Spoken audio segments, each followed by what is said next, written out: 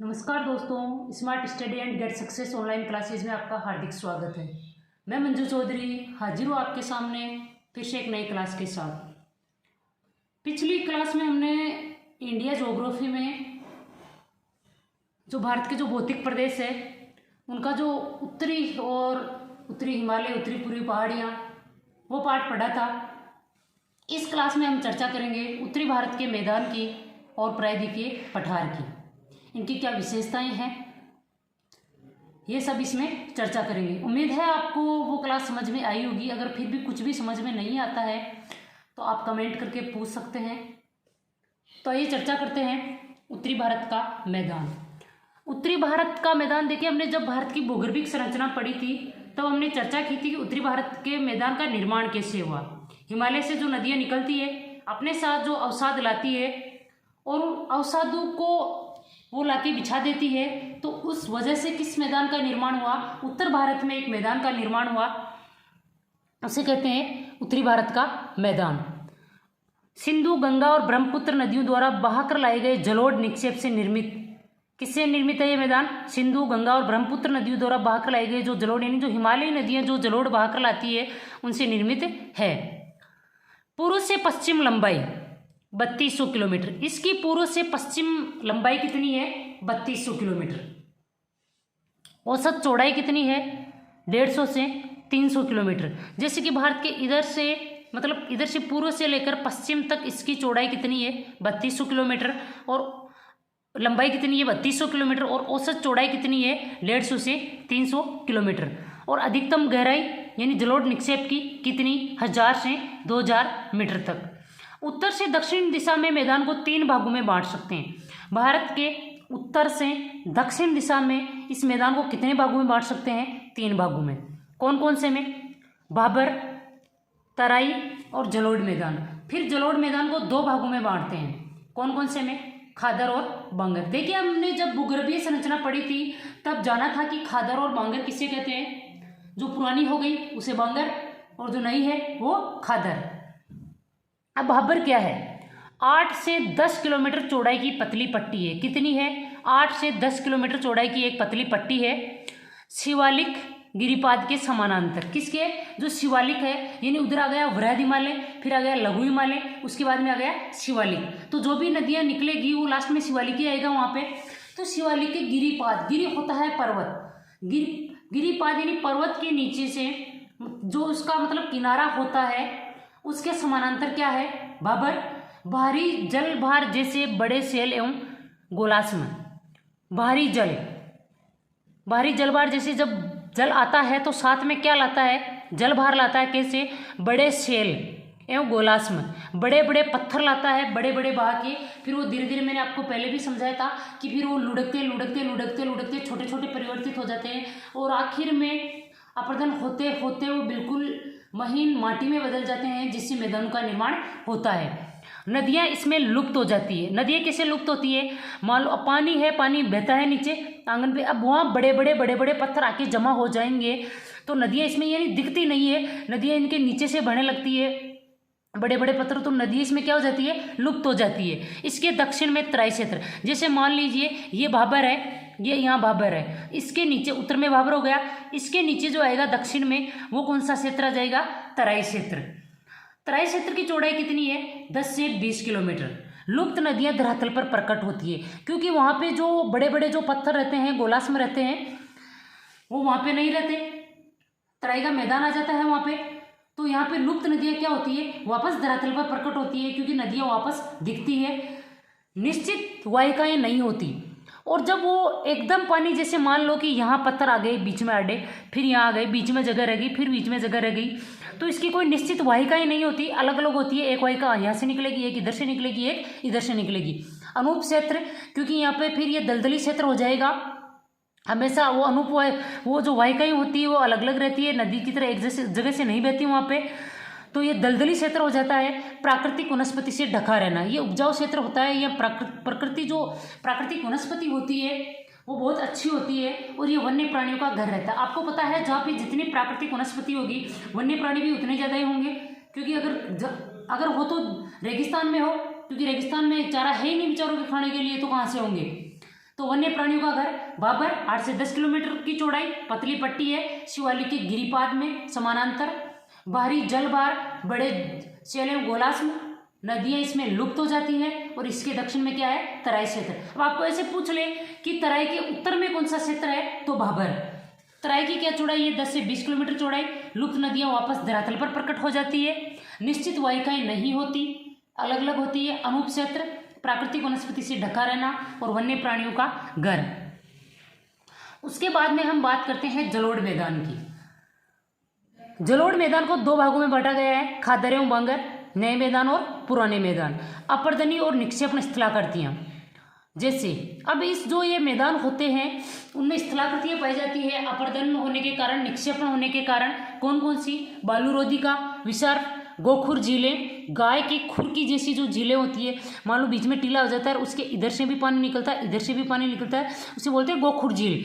और गुम्फित नदियाँ, यानी जो नदियाँ अंदर से बहती है, जो अंदर से उनकी जो धाराएं बहती है उसे बोलते हैं गुम्फित नदियाँ। और बहने वाली नदियों के द्वारा डेल्टाओं का निर्माण। और इधर से जो मैदान से जो नदियाँ बहती है, हिमालय से जो आती है, वो किसका निर्माण करती है, डेल्टा का निर्माण। हमारे गंगा ब्रह्मपुत्र नदी का जो डेल्टा है, सुंदरवन का डेल्टा, वो विश्व का सबसे बड़ा नदी डेल्टा है। तो अब हम इसे मैप में समझते हैं कि भाबर कैसे होता है, तराई कैसे होती है, फिर जलोढ़ मैदान कैसे होता है। आइए देखते हैं मैप में। सुंदरवन डेल्टा विश्व का सबसे बड़ा डेल्टा है नदी। सपाट मैदान, सुंदरवन का डेल्टा कैसा है, एक सपाट मैदान है जिसकी ऊंचाई कितनी है, 50 से 100 मीटर। सुंदरवन के डेल्टे की ऊंचाई कितनी है, 50 से 100 मीटर समुद्र तल से मापी जाती है। अब देखिए ये अपना इंडिया है, इधर हो गया वृहद हिमालय यानी महान हिमालय, कि उधर ट्रांस हिमालय आ जाता है जिसमें काराकोरम श्रेणी वो आ जाती है, महान हिमालय, लघु हिमालय और शिवालिक, तीनों हिमालय। ये शिवालिक का गिरिपाद है यानी पर्वत का किनारा। अब मैंने यहाँ सिर्फ आपके समझाने के लिए बनाया है, आप ऐसे मत सोचना कि यहाँ तक भाबर है तो फिर मैदान कहाँ होगा, ये आपके समझाने के लिए बनाया गया है। अब जैसे मान लो कि ये गोलाश्म है, बड़े बड़े पत्थर है, इस क्षेत्र को क्या कहेंगे, भाबर। तो यहाँ बड़े बड़े पत्थर, अब नदी इधर से निकल जाएगी, इधर से निकल, यानी कोई निश्चित वाहिका ही नहीं होती इसकी, जहाँ से जगह मिलती है निकल जाती है। तो ये हो गया भाबर, यानी उत्तर की ओर कौन सा हो जाएगा, भाबर। उसके बाद में ये आ जाता है तराई, यानी जहाँ पे वापस नदियाँ दिखती है, वापस लुप्त प्राय नदियाँ यहाँ आकर दिखती है और ये पूरा दलदली क्षेत्र पाया जाता है, इसे क्या बोलेंगे, तराई। और उसके बाद में मैदान, कौन सा, जलोढ़ मृदा का। जलोढ़ मृदा को हमने पहले भी पढ़ा है, कितने भागों में बांटा गया है, 2 भागों में, खादर और बांगर। अब देखिए खादर और बांगर, इसको हम समझते हैं कैसे। जैसे मान लीजिए ये नदी बह रही है, इसके आसपास में ये हमेशा अवसाद साथ में लाती है, और जब ये ज़्यादा इसमें उफान आता है तब ये मान लो कि ये अभी तो यहाँ तक बह रही है, फिर वो ऊपर तक जाती है। जब पानी में, नदी में पानी कम रहेगा, ये अपना रास्ता परिवर्तित कर लेगी, कैसे भी कर लेगी आप मान लो, तो फिर नदी यहाँ तक नहीं जाएगी। तो पहले वाले जो मैदान है, जो पुराने हो गए, वो क्या कहलाएंगे, बांगर। और जो पास में है नए, जहाँ से नदी हमेशा गुजरती है और अपने अवसाद वहाँ पे बिछाती रहती है, तो उसे क्या बोलेंगे, खादर। ये इसके आसपास के हो गए खादर, जहाँ नहीं वापस जलोढ़ बिछाई जाती है, और ये जो दूर वाले हो गए वो हो गए बांगर। अब देखिए हरियाणा और दिल्ली राज्य सिंधु और गंगा नदी तंत्रु के बीच जल विभाजक। हरियाणा और दिल्ली राज्य सिंधु और गंगा नदी तंत्रु के बीच में जल विभाजक है। ये क्या है, सिंधु और गंगा नदी तंत्रु के बीच में जल विभाजक है, कैसे। अब देखिए आप, सिंधु नदी इधर से निकलती है, गंगा इधर से निकलती है, यहाँ पे हो गया दिल्ली, यहाँ पे हो गया हरियाणा। सिंधु के साथ जो पंच नदियाँ, जो सतलज, रावी, झेलम, चेनाब और व्यास, वो सिंधु की सहायक नदी हैं जिन्हें पंचनद बोलते हैं। याद रखिए सिंधु पंचनद में नहीं आती है, सतलज, रावी, चेनाब, व्यास और झेलम, ये 5 नदियाँ पंचनद है। तो यह हो गया दिल्ली और हरियाणा, इधर से निकलेगी गंगा और गंगा की सहायक नदियाँ। तो हरियाणा और दिल्ली राज्य सिंधु और गंगा नदी तंत्र के बीच में किसका काम करते हैं, जल विभाजक का काम करते हैं। ब्रह्मपुत्र नदी अपनी घाटी में उत्तर पूर्व से दक्षिण पश्चिम दिशा में बहती है। ब्रह्मपुत्र नदी अपनी घाटी में कैसे बहती है, उत्तर पूर्व से दक्षिण पश्चिम में। परंतु बांग्लादेश में प्रवेश करने से पहले द्वीप के समीप ये नदी दक्षिण की ओर 90 डिग्री मुड़ जाती है। परंतु बांग्लादेश में प्रवेश करती है उसके पहले धूबरी के समीपीय नदी दक्षिण की ओर कितनी डिग्री मुड़ जाती है? 90 डिग्री। ये तो हो गया हमारा उत्तर का मैदान। जो भी फैक्ट पूछे जाते हैं वो सब यहाँ दे दिए हैं। अब हम बात कर लेते हैं थोड़ी सी चर्चा प्रायद्वीपीय पठार की, फिर हमारे 2-3 छोटे मोटे और ये भौतिक प्रदेश बचेंगे, वो अगली क्लास में इसको कंप्लीट कर देंगे हम। तो आइए बात करते हैं प्रायद्वीपीय पठार की। प्रायद्वीपीय पठार, वैसे तो देखिए भूगर्भीय संरचना हमने पढ़ी थी, जो अच्छे से इनकी विशेषताएं पढ़ी थी, पर भौतिक प्रदेश के मामले में विशेष थोड़ा सा इनके बारे में पढ़ेंगे। नदियों के मैदान से 150 मीटर ऊंचाई से ऊपर उठता हुआ प्रायद्वीपीय पठार तिकोने आकार वाला कटा-फटा भूखंड कैसा है? नदियों के मैदान से 150 मीटर ऊंचाई से ऊपर उठता हुआ प्रायद्वीपीय पठार तिकोने आकार वाला कटा-फटा भूखंड है। आपको पता है ऐसे है जो भारत का जो ये प्रायद्वीपीय पठार है ये तिकोने आकार का है। हम जैसे भारत का मैप बनाते हैं, ये भारत का मैप हो गया, तो यहाँ ऊपर मैदान आ जाएगा, उधर हिमालय आ जाएगा, फिर इधर पश्चिमी घाट आ जाएगा, इधर पूर्वी घाट आ जाएगा, और ये जो बचता है पोर्शन ये ऐसा बनता है तिकोने त्रिभुज की तरह। तो नदियों के मैदान से 150 मीटर ऊंचाई से ऊपर उड़ता हुआ प्रायद्वीपीय पठार तिकोने आकार वाला कटा-फटा भूखंड है। इसकी ऊंचाई कितनी है? 600 से 900 मीटर। उत्तर पश्चिम से दिल्ली कटक अरावली विस्तार, उत्तर पश्चिम में इसका विस्तार कहाँ तक है? दिल्ली कटक यानी अरावली तक। दिल्ली में जो पहाड़ियाँ पाई जाती है अरावली विस्तार कटक वहाँ तक है। पूर्व में राजमहल की पहाड़ियाँ, पश्चिम में गिर पहाड़ियाँ और दक्षिण में इलायची, यानी पश्चिम में जो गिर वाली जो गुजरात वाली है वो, दक्षिण में इलायची कार्डामम पहाड़ियाँ और पूर्व में राजमहल पहाड़ियाँ, यानी पूरे प्रायद्वीपीय पठार की ये है सीमाएं। उत्तर पश्चिम में दिल्ली आ जाएगी, पूर्व में राजमहल आ जाएगा, पश्चिम में गिर पहाड़ियाँ आ जाएगी, दक्षिण में इलायची यानी कार्डामम पहाड़ियाँ। उत्तर पूर्व में शिलांग तथा कार्बी एंगलोंग पठार भी इसी भूखंड का विस्तार है। उत्तर पूर्व में जो शिलोंग है तथा कार्बी एंगलोंग पठार भी इसी भूखंड का विस्तार है। जैसे अब देखिए इसके कौन कौन से जो बड़े बड़े भाग हम देख लेते हैं। कभी मान लो ऐसे ऑप्शन में दे दिया जाता है इनमें से कौन सा प्रायद्वीपीय पठार का भाग है या नहीं। हजारीबाग का पठार, पालायू पठार, रांची पठार, मालवा पठार, कोयम्बटूर पठार और कर्नाटक पठार। मालवा का पठार भी किसका भाग है? प्रायद्वीपीय पठार का। भारत के प्राचीनतम और स्थिर भूभागों में एक, मैंने आपको बताया था कि अपने भारत का प्राचीनतम भूभाग कौन सा है? प्रायद्वीपीय पठार। उसके बाद में हिमालय का निर्माण हुआ और सबसे नवीनतम भूभाग कौन सा है? उत्तर का मैदान, क्योंकि हिमालय से नदियां निकलती है तभी वो सात अवसाद लाएगी, फिर बिछाएगी, फिर मैदान का निर्माण होगा। तो सबसे पुराना कौन सा हो गया? प्रायद्वीपीय पठार। उसके बाद में हिमालय, हिमालय के बाद में उत्तर का मैदान। भारत के प्राचीनतम और स्थिर भूभागों में से एक है। ऊंचाई पश्चिम से पूर्व को कम होती चली जाती है। जैसे जैसे आप पश्चिम से पूर्व की तरफ जाओगे तो इसकी ऊंचाई कम होती चलती जाएगी। यहाँ की नदियों के बहाव से भी दिशा का प्रमाण मिलता है। इसकी जो नदियाँ हैं उनका बहाव कैसे है? पश्चिम से पूर्व की ओर।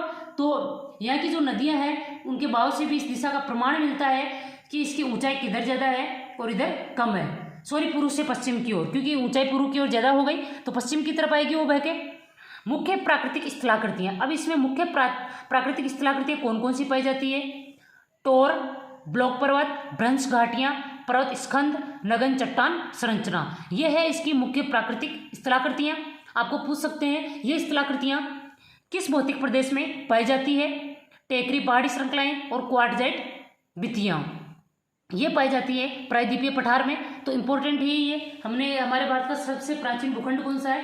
प्रायद्वीपीय पठार, जिसका उत्तर पश्चिम में दिल्ली कटक तक अरावली विस्तार, पूर्व में राजमहल की पहाड़ियों तक, पश्चिम में गिर पहाड़ियों तक और दक्षिण में इलायची यानी कार्डामम की पहाड़ियों तक। अब देखिए इसे 3 भागों में बांटा जा सकता है, दक्कन का पठार, मध्य उच्च भूभाग और उत्तरी पूर्वी पठार। तो आइए चर्चा करते हैं इसके तीनों भूभागों की कि किसकी क्या क्या विशेषताएं हैं। अब बात करते हैं दक्कन के पठार की। अब आप समझ सकते हैं दक्कन ये किसका, आप समझ सकते हैं किसका रूप है, कौन सी बात, जैसे दक्षिण, आप इसको दक्कन का मतलब किससे? दक्षिण से। तो इसके पश्चिम में पश्चिमी घाट, पूर्व में पूर्वी घाट, उत्तर में सतपुड़ा, मैकाल और महादेव पहाड़ियाँ। अब देखिए इसके पश्चिम में कौन सा है? पश्चिमी घाट। पूर्व में कौन सा है? पूर्वी घाट। उत्तर में क्या है? सतपुड़ा, मैकाल और महादेव पहाड़ियाँ। पश्चिमी घाट को स्थानीय तौर पर अनेक नाम दिए गए हैं। पश्चिमी घाट को स्थानीय तौर पर अनेक नाम दे देते हैं, जैसे हम अपने अपने स्थान पर किसी चीज़ विशेष को अलग नाम से बोलते हैं। महाराष्ट्र में इसे क्या बोलते हैं? सह्याद्री। कर्नाटक और तमिलनाडु में नीलगिरी, केरल में अन्नामलाई और इलायची कार्डामम पहाड़ियाँ। यह है पश्चिमी घाट के वहाँ स्थानीय नाम। महाराष्ट्र में सह्याद्री पर्वत, कर्नाटक और तमिलनाडु में नीलगिरी, केरल में अन्नामलाई और इलायची कार्डामम पहाड़ियाँ, क्योंकि वहाँ इलायची ज़्यादा होती है। पूर्वी घाट की तुलना में पश्चिमी घाट ऊंचे व अविरत। पूर्वी घाट की तुलना में पश्चिमी घाट कैसा है? ऊंचा है, वह कम कटा फटा हुआ है। कौन सा? पूर्वी घाट की तुलना में पश्चिमी घाट। पश्चिमी घाट ऊंचा भी ज़्यादा है, इसकी ऊंचाई भी ज़्यादा है और कटा फटा भी नहीं है। वो ज़्यादा कटा फटा कौन सा है? पूर्वी घाट। पश्चिमी घाट औसत ऊंचाई कितनी है? 1500 मीटर। पश्चिमी घाट की औसत ऊंचाई कितनी है? 1500 मीटर। प्रायद्वीपीय पठार की सबसे ऊंची चोटी, जो प्रायद्वीपीय भारत आ गया, उसकी सबसे ऊंची चोटी कौन सी है? अनाईमुड़ी। कितनी है इसकी हाइट? 2695 मीटर। कई बार पूछ लिया गया है प्रायद्वीपीय पठार की सबसे ऊंची चोटी कौन सी है, या पश्चिमी घाट की सबसे ऊंची चोटी कौन सी है। तो प्रायद्वीपीय पठार की जो सबसे ऊंची चोटी पाई जाती है वो कहाँ है? पश्चिमी घाट में। कौन सी? अनाईमुड़ी। इसकी ऊंचाई कितनी है? 2695 मीटर। कई बार इसको दक्षिण भारत के नाम से भी पूछ, दक्षिण भारत में सबसे ऊंची चोटी कौन सी है? पश्चिमी घाट की अन्नामलाई पहाड़ियों में। ये कहाँ स्थित है? पश्चिमी घाट की अन्नामलाई पहाड़ियों में। दूसरी सबसे ऊंची चोटी डोडा बेटा, कहाँ है ये? नीलगिरी पहाड़ियों में। अभी लेटेस्ट क्वेश्चन पूछा गया था, डोडा बेटा कहाँ स्थित है? नीलगिरी पहाड़ियों में। ज्यादातर प्रायद्वीपीय नदियों की उत्पत्ति कहाँ से होती है? पश्चिमी घाट से। पूर्वी घाट अविरत नहीं है, पूर्वी घाट कटा फटा है। महानदी गोदावरी कृष्णा कावेरी नदियों द्वारा अपर्दित। महानदी गोदावरी कृष्णा, देखिए उस दिन थोड़ी मिस्टेक हो गई थी, हो जाती है कई बार, हम बोलना कुछ और चाहते हैं, नाम में कावेरी को बोलते हैं दक्षिण भारत की गंगा, उस दिन मैंने इस गलती से कृष्णा बोल दिया था। और गोदावरी को क्या बोलते हैं? दक्षिण की गंगा। दक्षिण भारत की गंगा कावेरी, दक्षिण की गंगा गोदावरी। मुख्य श्रेणियाँ, अब यहाँ पे मुख्य श्रेणियाँ कौन कौन सी है? जाबादी पहाड़ियाँ, पालकोंडा श्रेणी, नल्लामाला पहाड़ियाँ और महेंद्रगिरी पहाड़ियाँ। यह है पूर्वी घाट की सबसे ऊंची चोटी कौन सी है? महेंद्रगिरी। और पूर्वी और पश्चिमी घाट का जंक्शन किसे बोलते हैं? मिलान बिंदु, जहाँ पे ये दोनों मिलते हैं। पूछा गया पूर्वी और पश्चिमी घाट का जंक्शन किसे कहते हैं? नीलगिरी की पहाड़ियों को। नीलगिरी की पहाड़ियों से पश्चिमी घाट और पूर्वी घाट दोनों का यहाँ मिलान होता है। कौन सी पहाड़ियों में? नीलगिरी की पहाड़ियों में। ये हो गया अपना दक्कन का पठार। पश्चिमी घाट की सबसे ऊंची चोटी या प्रायद्वीपीय पठार की सबसे ऊंची चोटी अनाईमुड़ी, हाइट 2695 मीटर। ये कहाँ स्थित है? अन्नामलाई पहाड़ियों में। दूसरी डोडा बेटा कहाँ है? नीलगिरी पहाड़ियों में। और ज़्यादातर जो प्रायद्वीपीय नदियों की उत्पत्ति हुई है कहाँ से हुई है? पश्चिमी घाट से। पूर्वी घाट की मुख्य नदियाँ कौन सी है? महानदी, गोदावरी, कृष्णा, कावेरी नदियों द्वारा अपर्दित। कावेरी दक्षिण भारत की गंगा, गोदावरी दक्षिण की गंगा। मुख्य श्रेणियाँ जाबादी पहाड़ियाँ, पालकोंडा श्रेणी, नल्लामाला पहाड़ी और महेंद्रगिरी पहाड़ियाँ। पूर्वी घाट की सबसे ऊंची चोटी महेंद्रगिरी। पूर्वी और पश्चिमी घाट का जंक्शन किसे बोलते हैं? नीलगिरी की पहाड़ियों को। ये तो हो गया अपना दक्कन का पठार। अब हम बात करते हैं मध्य उच्च भूभाग की। पश्चिमी सीमा कौन सी है इसकी? अरावली पर्वत। जो मध्य उच्च भूभाग है इसकी पश्चिमी सीमा कौन सी है? अरावली पर्वत आ गया। दक्षिण में कौन सा है? सतपुड़ा पर्वत, उच्छिष्ट पठार की श्रेणियों से बना। दक्षिण में जो सतपुड़ा पर्वत है किससे बना है? उच्छिष्ट पठार की श्रेणियों से। सतपुड़ा पर्वत की समुद्र तल से ऊंचाई कितनी है? 600 से 900 मीटर। ये दक्कन पठार की उत्तरी सीमा बनाते हैं अवशिष्ट पर्वतों के उत्कृष्ट उदाहरण। ये दक्कन पठार की उत्तरी सीमा बनाते हैं और अवशिष्ट पर्वतों के उत्कृष्ट उदाहरण है। काफी अपरदित टूटी हुई श्रृंखला है। कौन सी? मध्य उच्च भूभाग। अवशिष्ट पर्वतों के उत्कृष्ट उदाहरण है। अवशिष्ट के हैं अरावली, ये सतपुड़ा, ये सब। और दक्कन पठार की उत्तरी सीमा बनाएंगे ये। और ये काफ़ी अपर्दित है, यानी आप देखिए अरावली जब युवावस्था में था तो इसकी हाइट बहुत ज़्यादा थी, तभी अरावली पर्वतमाला आता है। और धीरे धीरे ये अपर्दित होता गया। अब किसकी श्रेणी में आ गया? अवशिष्ट की श्रेणी में। और टूटी हुई श्रृंखला। इस भाग का विस्तार जैसलमेर तक। मध्य उच्च भूभाग का विस्तार कहाँ तक है? जैसलमेर तक। अमुधेरी रेत के टीबू और चापाकार बरखान रेतीले टीबू से ढके हैं। अमुधेरी रेत के टीबू जो रेखी है ये चापाकार बरखान और रेत के टीबू से ढका है। कौन सा? मध्य उच्च भूभाग। कायांतरित चट्टानों जैसे संगमरमर, स्लेट और नाइस। और यहाँ पे चट्टानें कौन सी पाई जाती है? कायांतरित चट्टानें, जिनका सबसे सर्वोत्तम उदाहरण क्या है? संगमरमर। तो यह संगमरमर, स्लेट और नाइस पाए जाते हैं। समुद्र तल से मध्य उच्च भूभाग की ऊंचाई कितनी है? 700 से 1000 मीटर। कितनी है? 700 से 1000 मीटर। बनास चंबल की एक मात्र सहायक नदी है जो पश्चिम में अरावली से निकलती है। बनास चंबल की एक मात्र सहायक नदी है जो पश्चिम में कहाँ से निकलती है? अरावली से निकलती है। विस्तार कहाँ है इसका? पूर्वी राजमहल की पहाड़ियों तक, दक्षिण में स्थित छोटा नागपुर पठार। पूर्व में तो कहाँ है? राजमहल की पहाड़ियों तक। दक्षिण में कहाँ है? छोटा नागपुर पठार तक। उसकी उत्तरी सीमा बनाता है दक्कन के पठार की ये। तो ये हो गया हमारा मध्य उच्च भूभाग। अब हम बात करते हैं तीसरे भाग की। तीसरा है हमारा उत्तर पूर्व पठार। वास्तव में ये प्रायद्वीपीय पठार का एक विस्तारित भाग है। वास्तव में क्या है? ये प्रायद्वीपीय पठार का ये एक विस्तारित भाग है। हिमालय उत्पत्ति के समय इंडियन प्लेट के उत्तर पूर्व दिशा में खिसकने के कारण, हमने बोला था कि पहले ऑस्ट्रेलियन प्लेट भी इंडियन प्लेट का हिस्सा थी और भूमध्य रेखा के दक्षिण में स्थित थी। फिर इस प्लेट के टुकड़े हुए और फिर धीरे धीरे ये उत्तर की ओर खिसकती चली गई, उत्तर पूर्व की ओर। जब हिमालय की उत्पत्ति हुई तो इंडियन प्लेट के उत्तर पूर्व दिशा में खिसकने के कारण राजमहल पहाड़ी और मेघालय के पठार के बीच भ्रंश घाटी बनने से अलग हो गया। तो ये उत्तर पूर्व पठार अलग कैसे हो गया? राजमहल पहाड़ी और मेघालय के पठार के बीच भ्रंश घाटी बनने से ये अलग हो गया। मेघालय और कार्बी एंग्लोंग पठार इसी कारण मुख्य प्रायद्वीप से अलग थलग। इसीलिए मेघालय और कार्बी एंग्लोंग जो पठार है, इसी कारण मुख्य जो प्रायद्वीप है उससे अलग थलग हो गए। आपको पता हो तो हमने मेघालय का पठार, ये गारो खासी जयंतियाँ जो पहाड़ियाँ हैं वो हिमालय में नहीं पड़ी थी। इसलिए नहीं पड़ी थी क्योंकि वो किसका भाग है? प्रायद्वीपीय पठार का। अब देखिए इससे ज्योग्राफी से रिलेटेड यहाँ की जनजातियों से क्वेश्चन पूछे जाते हैं, क्योंकि यह जो गारो खासी जयंतियाँ जो मेघालय का पठार है, यहाँ पे जनजातियाँ रहती है, उन जनजातियों के बारे में पूछा जाता है। इसमें आवास करने वाली जनजातियों के आधार पर इसे 3 भागों में बांटा है। देखिए इसको बांटा भी किसके आधार पर गया है? यहाँ पे जो जनजातियाँ पाई जाती है उसी के आधार पर बांटा गया है। गारो पहाड़ियाँ, खासी पहाड़ियाँ और जयंतिया पहाड़ियाँ। यहाँ पे जो जनजातियाँ पाई जाती है उन्हीं के आधार पर इनका नाम रखा गया है, गारो जनजाति इन्हीं के आधार पर। तो गारो पहाड़ियाँ, खासी पहाड़ियाँ और जयंतिया पहाड़ियाँ। असम की कार्बी एंग्लोंग पहाड़ियाँ भी इसी का विस्तार है। असम में जो कार्बी एंग्लोंग पहाड़ियाँ हैं वो भी किसका विस्तार है? ये भी इसी का है, प्रायद्वीपीय पठार का। कोयला, लोहा, सिलेमेनाइट, चूने के पत्थर और यूरेनियम जैसे खनिज पदार्थों का भंडार।